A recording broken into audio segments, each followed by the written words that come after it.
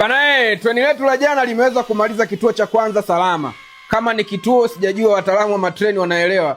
Kama umetoka Dar es Salaam kwenda Zambia Kapilimposhi, kuna kituo cha kwanza, nitajia hapo kwenye comment ni kituo gani. Tumeshakivunja. Siku ya kwanza ya siku ya jana games 5 zimeweza kutoa zote na mkeka unaendelea kuteleza hivi, au sio?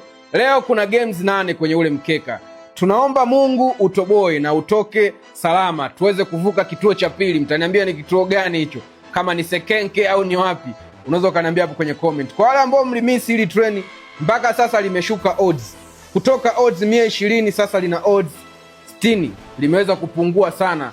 Na niliwaambia kama hili treni mkiweza kuliedit, ni wazi kama kuna hela inaweza kupatikana kwenye hili treni. Kwa hiyo wanangu ambao mnataka kodi ya hili treni, ipo hapo Insta story, ni kodi hiyo hiyo. Nitarudia tena kuipost, unaweza kwenda kuangalia, ni kodi hiyo hiyo. Kampuni ni Sportbet. Make sure unashiriki, hata kuweka hata buku mbili, ila odds zimeshuka. Kwa wanangu ambao walikuwepo toka mwanzo, safari inaendelea, au sio? Mwaga moto mwingi kwa wale ambao walikuwepo na wale wanaotaka kodi, ni waone hapo kwenye comment ili niweze kupata nguvu ya kuleta lingine la UEFA.